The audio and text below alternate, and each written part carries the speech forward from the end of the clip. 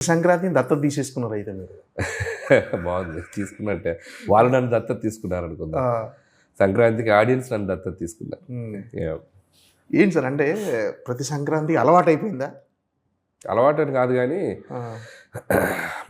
సంక్రాంతి అంటే ఒక తెలియని ఒక కనెక్షన్ ఉంది. నేను చేసిన ఆల్మోస్ట్ 9 ఫిలిమ్స్లో 4 సినిమాలు సంక్రాంతికి రిలీజ్ అయ్యాయి. ప్రతి సంక్రాంతి ఒకదాని నుంచి వెళ్ళింది.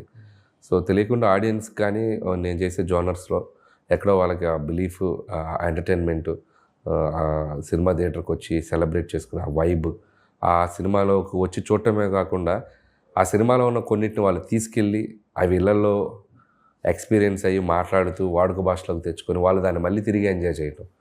దట్ ఈస్ ద బేసిక్ జరుగుతున్న ప్రాసెస్. వెంకీ గారితో F2 చేసినప్పుడు అంతేగాని ఒక పదం కానీ, తర్వాత సరిలేరులో కానీ నెవర్ బిఫోర్, మన సంక్రాంతికి వచ్చేసరికి ఒక టైప్, అలా ప్రతి సినిమా నుంచి ఏదో ఒక వాళ్ళకి కనెక్ట్ అయ్యే ఎలిమెంట్స్ కథలో ఉండటం, అవి వాళ్ళు ఓన్ చేసుకొని మళ్ళీ వాటిని సెలబ్రేట్ చేసుకోవటం తెలియకుండా ఇట్స్ లైక్ ఒక బాండింగ్ లాగా అయిపోయింది.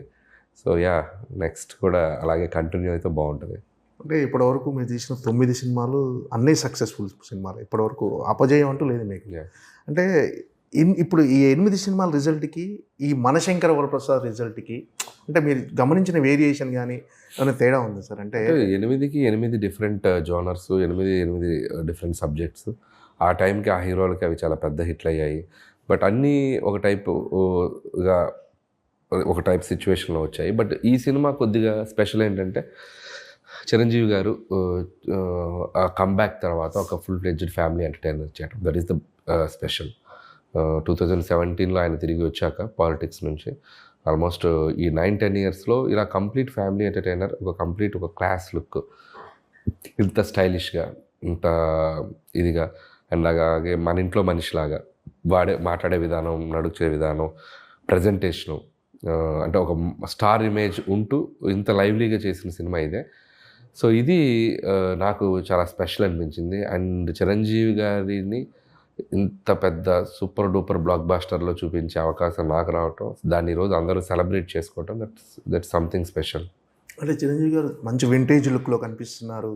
అంటే ఆయన్ని అభిమానులు ఎలా చూడాలనుకుంటున్నారో అలా చూపించేశారు. అంటే నిజం చెప్పాలంటే మాకు పీరియాడికల్ డ్రామా చూస్తున్నట్టు 1970sలో అనిల్ రావుపూడి గారు చిరంజీవి గారు కలిసి ఒక సినిమా తీస్తే ఎలా ఉంటుందో ఆయన లుక్ అలా ఉంది. అదే లుక్స్లో ఆయన మళ్ళీ ఒక 35 ఇయర్స్ బ్యాక్ వెళ్ళిపోయారు. అది పెద్ద ప్లస్ అయింది. అందుకే సినిమా కంటెంట్ కూడా ఈ జనరేషన్ ఆడియన్స్ కూడా చాలా కనెక్ట్ అయిపోయారు. సాంగ్ కానీ, హుక్ స్టెప్ కానీ, ఆయన చేసే జోక్స్ కానీ, ఆయన మేనరిజమ్స్ కానీ, ఫైట్స్ కానీ, ఇవన్నీ బాగా కనెక్ట్ అయిపోయారు. సో ఆ లుక్స్ అనేది చాలా పెద్ద ప్లస్ అయింది సినిమాకి. So credit goes to Chiranjeevi గారు. ఓకే. అంటే ఈ సినిమా సక్సెస్ అనేది మెగా కాంపౌండ్కి మీరు 2 హిట్లు ఇచ్చారు సార్. ఒకటి సుస్మిత కొనిదెల గారికి, నెక్స్ట్ చిరంజీవి గారికి. సో అంటే ఒకేసారి అంటే ఫస్ట్ థింగ్ ఏంటంటే చిరంజీవి గారికి ఆయన సక్సెస్ కంటే సుస్మిత గారి సక్సెస్ని మోర్ ఎమోషనల్గా ఫీల్ అయ్యారు.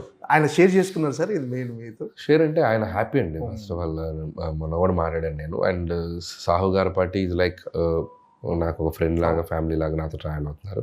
అండ్ ఆవిడ కూడా ఒక పార్ట్నర్ లాగా ఈ సినిమాలో ఇన్వెస్ట్ చేసి తను ఈ సినిమా సక్సెస్ని ఈరోజు ఎంజాయ్ చేయటం. అండ్ సుష్మిత గారు కూడా ఆఫ్టర్ సో మెనీ ఇయర్స్ నుంచి, from so many years she's trying ఆయనతో ఒక మంచి ఫిల్మ్ ప్రొడ్యూస్ చేయాలని. సో అది ఈరోజు ఈ సినిమా ద్వారా జరగటం, అండ్ చేసే ఫస్ట్ సినిమాని ఎంత పెద్ద సక్సెస్ అవ్వటం, ఆ గోల్డ్ బాక్స్ ఎంటర్టైన్మెంట్స్ వాళ్ళకి ఒక ప్రాపర్ బూస్ట్ లాగా ఉంది ఈ సినిమా కూడా. సో ఆ విషయంలో నిజంగా ఆవిడ వెయిట్ చేసినందుకు ఆవిడ పేషెన్స్కి మంచి రిజల్ట్ వచ్చిందని అనుకుంటున్నాను. సార్ అంటే ఒక కొత్త కథ చిరంజీవి గారిని, అంటే కొత్త కథ కాకపోయినా చిరంజీవి గారిని ఎలా ప్రజెంట్ చేయాలో మీరు ఏదైతే అనుకున్నారో అది చూపించేశారు. అంటే ఈ రేంజ్ రెస్పాన్స్ వస్తుందని, ఇంత అంటే చాలామంది చిరంజీవి గారి సినిమాలు చూసి చాలా రోజుల నుంచి ఆగిపోయిన వాళ్ళు ఈ సినిమాతో మళ్ళీ చిరంజీవి గారి సినిమా చూసి సెలబ్రేట్ చేసుకుంటున్నారు. అంటే చిరంజీవి గారిని ఎలా చూడాలో అలా చూశారు కాబట్టి వాళ్ళు సెలబ్రేట్ చేసుకుంటారు. అంటే ఈ రేంజ్ సక్సెస్ ఎక్స్పెక్ట్ చేశారా సార్, ఇంత అప్లాజ్ వస్తుందని? అంటే ఫస్ట్ మేము సినిమా చూసినప్పుడు మాకు ఆ ఫీలింగ్ అయితే వచ్చిందండి. సినిమా రిజల్ట్ ఎంత పెద్ద హిట్ అవుతుంది పక్కన పెడితే, ఈ సినిమా చూశాక చిరంజీవి గారిని మాత్రం గట్టిగా సెలబ్రేట్ చేసుకుంటారనేది అనిపించింది. టు బీ హానెస్ట్ అనిపించింది, టీం అందరికీ అనిపించింది. సో అది అలాగే ఈరోజు ఆడియన్స్ అంత పెద్ద ఎత్తున రిసీవ్ చేసుకున్నారు. ఎంత రిసీవింగ్ ఉంటే అంత రెవెన్యూ ఉంటుంది కాబట్టి బోత్ ప్యారలల్గా జరిగిపోయాయి. అంటే ఈ సక్సెస్ అనేది అంటే సక్సెస్లో వచ్చిన అందరూ మిమ్మల్ని హిట్ మిషన్ ఇవన్నీ చాలా అంటే ఇవన్నీ ఇలా పిలవటం అనేది మీలో బాధ్యత పెంచింది అనుకుంటున్నారా, కొత్త బరువుగా ఫీల్ అంటే బాధ్యత కంటే కూడా ఇంకాస్త ఎనర్జీ బూస్ట్ అవుతుంది. ఇంకా ఏదైనా బెటర్గా చేయాలి, ఇంకా బాగా చేయాలి, దీని తర్వాత ఎలాంటి సినిమా చేయాలి అని చెప్పి ఇంకొద్దిగా కిక్ వస్తుంది. So success always gives that energy. So దాన్ని మనం ప్రాపర్గా యూటిలైజ్ చేసుకుంటే will be in that same track. So అదే ఆ ప్రాసెస్లోనే ఉన్నాను. సో ప్రతిదీ మైండ్లోకి తీసుకోవాలి, ఎంతవరకు తీసుకోవాలి అంతవరకు తీసుకోవాలి. అండ్ నువ్వే తోపు అని అనుకోకూడదు. సో ఆల్వేస్ నన్ను నేను క్రిటిసైజ్ చేసుకుంటూ అనలైజ్ చేసుకుంటా, 1-4 సార్లు క్రాస్ చెక్ చేసుకుంటాను. సో కరెక్ట్గా ఆలోచిస్తున్నాను, కరెక్ట్గా వెళ్తున్నాను, ఇంత నా మీద నాకే ఒక పెద్ద అనాలిసిస్ జరుగుతూ ఉంటుంది. సో ఆ సెల్ఫ్ అనాలిసిస్ ఉన్నప్పుడు డెఫినెట్లీ ఈ సో కాల్డ్ అవి వచ్చినప్పుడు ఆ టైంకి హ్యాపీ ఫీల్ అయ్యి వదిలేసి ముందుకు వెళ్ళటమే. సో ఇమీడియట్గా సినిమాతో పాటు వాటికి డిటాచ్ అయిపోయి మళ్ళీ నెక్స్ట్ సబ్జెక్ట్ స్టార్ట్ చేయడం. అంటే సార్, అంటే మీరు ప్రతి సినిమాకు కూడా అంటే ఒక బ్లాక్ బస్టర్ వచ్చిన తర్వాత కూడా నెక్స్ట్ ఈ సినిమాకు అంతే కష్టపడుతున్నారు. అంటే అది నాకు తెలిసి వదిలేస్తున్నారు మీరు. ప్రతి సినిమా తొలి సినిమా లాగానే అదే కష్టపడుతున్నారు. అంతే, ముందు సినిమా అదే డిటాచ్ చేస్తాను. నాకు ముందు సినిమా రిలీజ్ 2వ రోజుకి డిటాచ్ అయిపోతాను. ఇంకా ఆ తర్వాత ఆ సినిమాని ఎలా ముందుకు తీసుకెళ్లాలనేది పబ్లిసిటీ ప్రమోషన్స్లో ఉంటాను. అది అయిపోయాక రేపు మండే తోటి ఇక స్లోగా కంప్లీట్ డిటాచ్ అయిపోతూ నెక్స్ట్ మా కథ ఏంటి, ఆ గోల్ ఏంటి, మళ్ళీ ఫ్రెష్గా స్టార్ట్ చేయాలి, మళ్ళీ ఫ్రెష్ జర్నీ, ఈసారి ఇంకేం చేయాలి అనేది అలా వెళ్ళిపోతూ ఉంటాం. అదే సక్సెస్ మన మైండ్లో హ్యాంగ్ ఓవర్ ఉంటే మన డెసిషన్ మేకింగ్ కానీ మన స్టోరీ సెలెక్షన్ కానీ it will effect. So that's why ఎంత డిటాచ్ అయితే ముందు సినిమాకి మనం అంత బాగా పనిచేయాలి. అంటే చిరంజీవి గారు అవకాశం ఇచ్చారు. చిరంజీవి గారితో సినిమా అనగానే అలా తీయాలి ఇలా తీయాలని చాలా ఇమాజినేషన్ ఉంటుంది సార్. కానీ దాన్ని కంట్రోల్ చేస్తూ, అంటే ఎలా చూపించాలో అంతవరకే చూపిస్తూ, ఎంత కామెడీ చేయాలో అంతే కామెడీ చేస్తూ, నిజంగా ఒక రకంగా ఈ సినిమా కత్తి మీద సాము లాంటిది. ఒక రకంగా చిరంజీవి గారితో కొంచెం శృతి మించినా కూడా చిరంజీవి గారితో ఇలా చేయించాడని ఒక విమర్శలు కూడా వచ్చాయి సార్. కానీ ఎక్కడ కూడా బ్యాలెన్స్ తప్పకుండా ఎలా కుదిరింది సార్ అసలు? అంటే ప్రతిసారి మిమ్మల్ని మీరు అనలైజ్ చేసుకునే వాళ్ళ ఇది చిరంజీవి గారికి ఎలా అంటే రైటింగ్ అలా ఉన్నప్పుడు ఆ తప్పు జరిగే అవకాశం లేదు. ఎందుకంటే రైటింగే మనం ఆ పరిధిలో రాసాం. డైలాగ్స్ కానీ సిచ్యువేషన్స్ కానీ అన్నీ కరెక్ట్గా కొలతల మీద మీటర్ మీద ఉన్నాయి. సో ఆయన గ్రేట్ ఆర్టిస్ట్. సో ఎక్కడ ఏది ఉందో అది దాన్ని పట్టుకొని చేసేయగలంత సత్తా ఉన్న యాక్టర్ ఆయన. సో ఈ సినిమా మీటర్ ఇది, ఈ సినిమా లెవెల్ ఇది, ఈ సినిమా ఇంతే ఉండాలి, ఈ సినిమాకి ఇలాగే రాసుకున్నాడు ఇతను, ఇదే మనం డెలివరీ చేయాలి అని చెప్పి ఆయన ఆ కథను బట్టే అర్థం చేసుకున్నారండి. సో ఆ స్లోగా ఇద్దరి మధ్య ఆ ఫ్రీక్వెన్సీ మ్యాచ్ అయ్యేసరికి ఇంకా బెటర్ అవుట్పుట్ రాగలిగింది. So clearly the writing itself ఆ లిమిటెడ్గా ఎంత కావాలో అంత కరెక్ట్గా రాసుకున్నాం కాబట్టి ఆ స్క్రిప్ట్లో కూడా అలాగే కంటిన్యూ అయింది సినిమాలో. అంటే మీరు ఫస్ట్ చిరంజీవి గారి ఇంట్రొడక్షన్ సీన్ కూడా మేడ మీద ఆంటీలతో నా 2 క్లిప్పులు తీసుకెళ్ళాను అని గొడవ పడుతూ అంటే ఫస్ట్ ఆ సన్నివేశం చూడగానే నేను మైండ్లో ఫిక్స్ అయిపోయింది సార్, సినిమా హిట్. అంటే చిరంజీవి గారిని ఎలా చూపించాలో అలా చూపించేశారు. ఒక ఫ్యామిలీ ఆడియన్స్కి ఎలా రీచ్ అవ్వాలో అలా ఉంది అనిపించింది. సో అలా ఇంట్రడక్షన్ సీన్ అలా అంటే అదే ఒక మనిషిని నార్మల్గా చూపించి ఆ క్యారెక్టర్ ఆడియన్స్కి మనం ఎక్కించగలిగితే అది త్రూ అవుట్ ఆ క్యారెక్టరైజేషన్ ఆడియన్స్కి బలంగా ఉంటుంది. సో అక్కడి నుంచే మన బట్టలు ఆరేయటం, వంట చేయటం, అట్లా ఆ న్యాచురల్ ఫ్లోలోకి తీసుకెళ్ళిన తర్వాత అది అక్కడి నుంచి మళ్ళీ శంకర్ ప్రసాద్ అని ఆయన చీఫ్ సెక్యూరిటీ ఆఫీసర్. సో దాన్ని పట్టుకొని మళ్ళీ ఒక హీరోయిజం చేస్తాం. మళ్ళీ కామన్ ఆడిలాగా సీరియల్స్ చూస్తుంటారు ఆయన. సో ఆ సౌమ్య క్యారెక్టర్ ఉంటుంది కదా సీరియల్లో, చూస్తూ సౌమ్య క్యారెక్టర్లో వైఫ్ని, హస్బెండ్ క్యారెక్టర్లో తన్ని చూసుకుంటూ దాన్ని అనలైజ్ చేసుకుంటూ వెళ్తుంటారు. ఆ సీరియల్ది కూడా ఒక ట్రాక్ లాగా ఉంది చాలా వరకు అక్కడక్కడ. సో అలా కామన్ మిడిల్ క్లాస్ మెంటాలిటీస్కి దగ్గరగా ఉండే మూమెంట్స్ అన్ని దాంట్లో ఇన్వాల్వ్ చేసుకుంటూ వచ్చాం. అయితే కాస్ట్యూమ్స్ విషయంలో కూడా చాలా కేర్ తీసుకున్నారు సార్. అంటే ఆయన్ని ఆ బ్లాక్ సూట్లో చూపించడం కానీ, నెక్స్ట్ నయనతార గారిని కలిసినప్పుడు వాళ్ళ మధ్య లవ్ వచ్చే సన్నివేశాల్లో కానీ, ఏం సార్ కాస్ట్యూమ్స్ విషయంలో చాలా కేర్ తీసుకున్నట్టున్నారు. లుక్ విషయంలో ద బిగినింగ్ మేము ఫోటో షూట్ చేసినప్పుడే మాకు ఆయన లుక్ చూడగానే ఎక్స్ట్రాడినరీగా ఫీల్ అయ్యాం. సంథింగ్ స్పెషల్గా ఉండబోతున్నారు ఈ సినిమా అనేది అర్థమైంది. సో ఇక అది అలాగే కంటిన్యూ చేస్తాను. టీం ప్రాపర్గా ఉన్నారు, ఆయన చాలా కాన్ఫిడెంట్గా ఉన్నారు, ఆయన చాలా ఫోకస్డ్గా, చిరంజీవి గారు కూడా లుక్స్ మీద డిసైడ్ అయ్యారు. అండ్ టీమ్ అశ్విన్ మంచి డిజైన్స్ తీసుకొచ్చారు, అండ్ సుస్మిత గారు సూపర్వైజ్ చేశారు, అండ్ చిరంజీవి గారు దాన్ని ఆయన కమాండ్ చేస్తూ ఎట్లా ఏం కావాలి, ఏ సీన్కి ఏ మూడు ఉంటే బాగుంటుంది, అవన్నీ నన్ను ఏదన్నా అనిపిస్తే నన్ను ఇట్లా ఏమన్నా చేయొచ్చా అని నన్ను ఎక్స్పెరిమెంట్ అడిగి, సో అలా ఆయన బాగా ఇన్వాల్వ్ అయి చేసుకున్నారండి చిరంజీవి గారు కూడా. అంటే కొన్ని విషయాలు చిరంజీవి గారు సజెషన్స్ ఏమైనా తీసుకున్నారు సార్? ఆయన ఇలా సజెషన్స్ అంటే ఆయనకి అనిపించినవి ఎప్పుడు హీ కెన్ త్రో అండి, ఇస్తుంటారు. సో ఇట్లయితే బాగుంటుందేమో చూడమ్మా అంటే, బాగుంది సార్ అంటే నచ్చితే దాన్ని యాజ్ ఇట్ ఈస్గా ఇంప్లిమెంట్ చేస్తాను, లేదంటే సార్ ఇది బాగుంటుందేమో అని చెప్పి నేను కన్విన్స్ చేస్తాను. సో ఆ మ్యూచువల్గా ఇద్దరికి అండర్స్టాండింగ్ ఉందండి. సో అది హ్యాపీ, ప్రాబ్లం ఏం లేదు. అంటే క్లైమాక్స్లో ఒక సన్నివేశం ఉంటుంది సార్, జరీనా బేగం గారిది.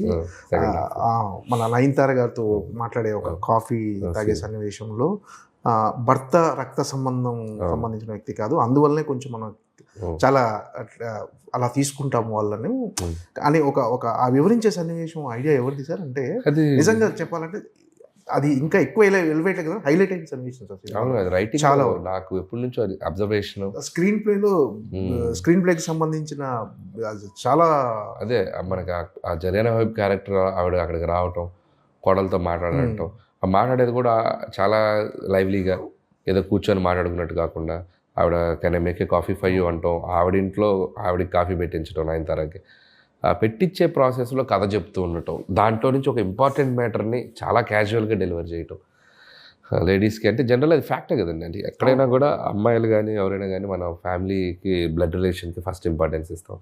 హస్బెండ్ అన్నప్పుడు తెలియకుండా ఒక ఇది ఉంటుంది, మ్యూచువల్, అది అబ్బాయి అవ్వచ్చు అమ్మాయి అవ్వచ్చు, బట్ ఆ జనరల్గా జరిగే ఒక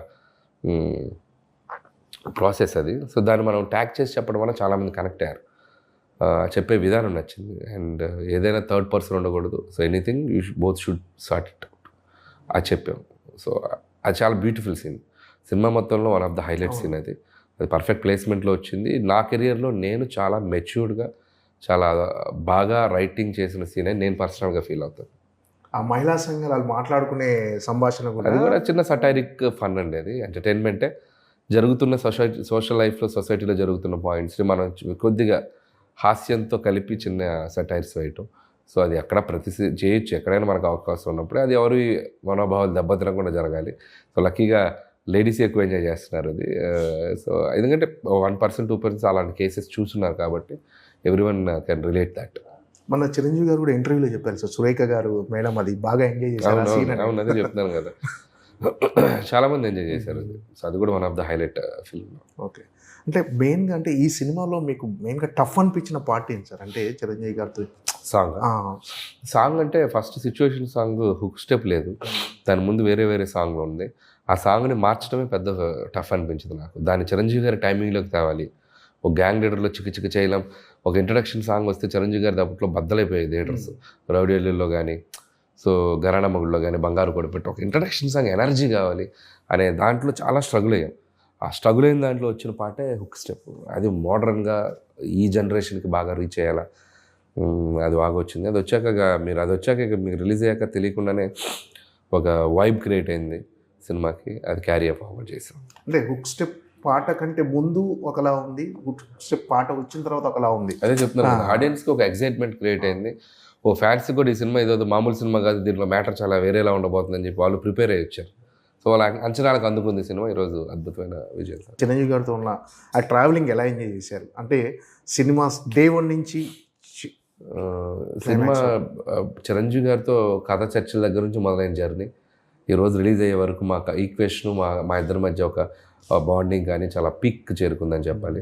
ఇద్దరం చాలా జెల్ అయ్యాం. ఇద్దరం ఒకరి మీద ఒక బిలీఫ్ ఉంది, ఇద్దరికి ఒకరికొక అండర్స్టాండింగ్ ఉంది. సో చాలు, ఇది ఒక అచీవ్మెంట్లా ఫీల్ అవుతున్నాను నేను. More than a blockbuster, more than a success, I got that a personal space with Chiranjeevi garu. That's enough for me. అంటే ప్రివ్యూ చూసిన తర్వాత వెంటనే చిరంజీవి గారు ఇంటికి వెళ్ళిపోయారు. ఆ మూమెంట్స్ ఎలా ఉంది? Extraordinary. And the moment, first moment cinema release అయ్యి అది ఆ పెద్ద హిట్ అని తెలిసాక ఆయన కలవటం, ఆయన అలా హక్ చేసుకోగానే ఆయన చిన్న నేను అఫెక్షనేట్గా ఆయన నన్ను ప్యాంపర్ చేశారు. అది బ్యూటిఫుల్ మూమెంట్ నా కెరియర్లో. రామ్ చరణ్ గారు సినిమాని బాగా ఎంజాయ్ చేశారు అందరూ. రామ్ చరణ్ గారు ఫ్యామిలీ అంతా బాగా ఎంజాయ్ చేశారు. రామ్ చరణ్, బుచ్చి అందరూ కలిసి వెళ్ళారు టీం. ఆ రోజు పార్టీలో కూడా రామ్ చరణ్ గారు చాలా ఎక్సైటెడ్గా మాట్లాడారు. చాలా బాగా నచ్చింది ఫిల్మ్, బాగా డీల్ చేసావు, అండ్ డాడీని అసలు ఇలా ఈ స్పేస్లో తీసుకొచ్చి అండ్ అంత సటిల్గా అంత ఫన్ జనరేట్ చేసావు. At the same time emotional scenes బాగున్నాయి, చాలా బాగా చెప్పారు. మహేష్ బాబు గారు మహేష్ గారు కాల్ చేశారు, మాట్లాడారు. ఆయన చాలా హ్యాపీ. అల్లు అర్జున్ గారు ఆయన ట్వీట్ చేశారు, ఆయన కాల్లో మాట్లాడారు. ఆయనతో చాలామంది ఈసారి ఈ సినిమాకి they felt so happy, and directors కూడా చాలామంది కాల్ చేశారు. సో అందరికీ వాళ్ళ పాజిటివిటీ, ఈ సక్సెస్ని వాళ్ళు తీసుకునే విధానం మాత్రం చాలా సంతోషించింది. అంటే పర్సనల్గా మీకు ఈ సక్సెస్ అనేది ఎలాంటి సాటిస్ఫాక్షన్ వచ్చింది? పర్సనల్గా వ్యక్తిగతంగా కెరీర్ పరంగా మీరు ఒక 100 మెట్లు ఎక్కారు అది, కానీ పర్సనల్గా నాకు చిరంజీవి గారికి ఒక ఒక ఎటువంటి డిస్కషన్స్ లేని, ఎటువంటి ఒక ఒక పాయింట్ చేసే లేని, ఇట్లాంటి లేని ఒక సినిమా తీయాలి, ఆయన్ని అందరూ సెలబ్రేట్ చేసుకోవాలి. అతని అభిమానులే కాదు, చిరంజీవి గారిలా చూసి ఇష్టపడిన చాలామంది ఉంటారు కామన్ ఆడియన్స్, వాళ్ళు కూడా ఈ సినిమాని సెలబ్రేట్ చేసుకోవాలి, ఆయన చూసి వావ్ అనాలి అనేదే అనుకున్నానండి. That is the only thing I felt and I execute చేశాను. అదే ఎగ్జిక్యూట్ చేశాను. ఈరోజు అదే నాకు ఒక సూపర్ ఫీలింగ్, అంటే ఈ సినిమా తాలూకు మాత్రం. అండ్ అందరికీ మళ్ళీ ఒక మన చిరంజీవి గారంటే ఇది అనే ఇంకొక టైప్లో పరిచయం చేయగలిగాను. అది ఈరోజు అందరికీ రీచ్ అయ్యింది. So that is the most happiest thing. సరే, అంటే అనిల్ రావిపూడి సినిమాలు అంటే ఎంటర్టైన్మెంట్కి ఒక బెంచ్ మార్క్ క్రియేట్ చేశాయి. అంటే మీరు కూడా అంటే ఈ సినిమా సంక్రాంతికి వస్తున్నాం కంటే బెటర్గా ఉండాలి, అంతకుమించి నెక్స్ట్ సినిమా అంతకుమించి బెటర్ ఎంటర్టైన్మెంట్ ఉండాలి, ఈ జర్నీ అంత టఫ్ అనిపిస్తుందా సార్? ఏంటి ఎప్పటికప్పుడు మళ్ళీ ఆడియన్స్ని నమ్మించడం అంటే ఇప్పుడున్న రోజుల్లో ఆడియన్స్ నమ్మించడం చాలా టఫ్ జాబ్ సార్. అంటే వాళ్ళకి చాలా వినోద సాధనాలు ఉన్నాయి, టీవీలో కానీ సీరియల్, ఇవన్నిటిని ఓవర్కమ్ చేసి మీకు ఒక టికెట్ కొనుక్కొని థియేటర్కి వచ్చి నవ్వటం అంటే మీరు ఖచ్చితంగా చాలా హార్డ్ వర్క్ చేయాలి. ఏం సార్ టఫ్ అనిపిస్తుందా, లేకపోతే ఈజీ? అంటే ఈజీ ఏం కాదు. ఇప్పుడు ఏ సినిమా అయినా, ఏ కథ అయినా ఎవరు రాసినా కూడా చాలా టఫ్గానే ఉంటుంది. అది ఐడియా జనరేట్ అవ్వాలి, దాన్ని ఒక 2-3 నెలలు కూర్చొని దాని మీద టైం స్పెండ్ చేసి దానికి అద్భుతంగా తయారు చేయాలి. ప్రాసెస్ టఫ్గానే ఉంటుంది, బట్ ఎనర్జీ ఈజ్ పాజిటివ్గా ఉంటుంది. ఎందుకంటే ఇంతమంది ఆడియన్స్ మన సినిమాని చూసి సెలబ్రేట్ చేస్తారని ఒక ఎనర్జీ మనల్ని ముందుకు తీసుకెళ్తూ ఉంటుంది. సో ఆ ఎగ్జైట్మెంట్ వాళ్ళు ఇవ్వబట్టే మేము అద్భుతంగా పని చేయగలుగుతున్నాను. సో క్రెడిట్ అంటే వాళ్ళకే ఇవ్వాలి నేను. సో వాళ్ళ రిసీవింగ్ లేకపోతే నా సైడ్ నుంచి వర్క్ అంతా బాగా హ్యాపీగా చేయలేను నేను. సో ఆ రిసీవింగ్ ఉంది కాబట్టే సో ప్రతి సినిమా టు సినిమా నన్ను నేను మార్చుకోవడానికి, ఏదో ఇంకోలా ట్రై చేయడానికి, ఈ హీరోతో ఇలా చేద్దాం, ఆ హీరోతో ఇలా చేద్దాం, చేసినట్టే మళ్ళీ చేయొద్దు, చేసిన గెటప్పే మళ్ళీ వద్దు, చేసిన క్యారెక్టరే మళ్ళీ వద్దు, ఇలా 1-4 అనాలిసిస్ చేసుకుంటూ వెళ్తాను. ఎందుకంటే ఆడియన్స్కి సేమ్ చూపిస్తే ఆ బోర్ ఫీల్ అయ్యే ప్రమాదం ఉంది, చూపించిన సినిమానే చూపించాడనే ప్రమాదం ఉంది. సో అవి కేర్ తీసుకుంటాను. సో అందుకే ఈసారి సీక్వెల్ చేయకపోవడానికి కూడా కారణం అదే. ఎందుకంటే మళ్ళీ అవే క్యారెక్టర్స్ ఆడియన్స్కి ఇంకొక ఫ్రెష్ కథ ఏదైనా చెప్దాం అనే ఒక ఫీలింగ్లో ఉన్నాను. ఈ 9 సినిమాల్లో మీకు బాగా కష్టపడిన కథ కానీ, అంటే ఎక్కువ టైం తీసుకున్న కథ ఇది సార్? అంటే కష్టపడిన కథ అంటే ప్రతి సినిమాకి స్ట్రగుల్ ఉంటుందండి, ప్రతి సినిమాకి ఎక్కువ టైం తీసుకొని డెఫినెట్గా హీరోకి తగిన విధంగా బాడీ లాంగ్వేజ్ తగిన విధంగా అంటే కొద్దిగా భగవంత్ కేసరి అనేది కొద్దిగా కాంప్లికేటెడ్ స్క్రిప్ట్ అండి. అది చాలా డ్రామా, అందుకని ఫన్ తక్కువ, మొమెంటరీ సోషల్ కంటెంట్ ఉంది, ఒక విలన్ కాన్ఫ్లిక్ట్స్, దాంట్లో మళ్ళీ ఫ్లాష్ బ్యాక్లు, కొద్దిగా వెయిట్ ఉన్న కథ అంటే కొద్దిగా భగవంత్ కేసరి. లోడ్ ఎక్కువ ఉంటుంది ఆ కథలో. అండ్ సర్లేరు నీకెవరు, అది కూడా అంతే. ఈ 2 కథలు బాగా లోడ్ ఎక్కువ ఉన్న కథలు నేను చేసిన సినిమాలు. ఇవి 2 కొద్దిగా టఫ్ అనిపించినాయి స్క్రిప్టింగ్లో. మిగతావన్నీ lighter vein scripts, but treatment కష్టంగా ఉంటాయి. ఇవి కథ కష్టంగా ఉంటుంది, ఇవి ట్రీట్మెంట్ కష్టం. వీటికి ఉండే కష్టాలు వీటికి ఉంటాయి, వాటికి ట్రీట్మెంట్ చాలా ఈజీ, కథ క్రియేట్ చేయడం కష్టం ఉంటుంది. సో ఏ కష్టం ఆ కష్టమే, బట్ లోడ్ ఎక్కువ తీసుకుంది ఆ 2 సినిమాలు. సార్, అంటే మామూలుగా కామెడీ కథల్లో చాలామంది ఏమంటారు అంటే లాజిక్లు ఉండదు, అంటే కొన్నిసార్లు మన సినిమాలో కూడా కొన్ని విమర్శలు వస్తుంటాయి కొంతమంది చేసేవాళ్ళు. అంటే కథలలో కొంచెం లాజిక్ ఉంటుంది. ఇప్పుడు సీఎంని కలవడానికి ఒక ప్రోటోకాల్ ఉంటుంది, ఇప్పుడు సెంట్రల్ మినిస్టర్ కూడా ఒక ప్రోటోకాల్ ఉంటుంది. ఇలాంటివి నిజంగా అవసరం అసలు ఒక కథలో, కామెడీ కథల్లో లాజిక్లు అనేవి ఉంటాయి. నేను ఎక్కడ లాజిక్ మిస్ అయ్యి చేయలేదండి ఈ సినిమా. మోస్ట్ ఆఫ్ ద టైమ్స్ లాజిక్గానే ఉంటుంది, ఎక్కడ టేక్ ఇట్ ఫర్ గ్రాంటెడ్గా చేయలేదు.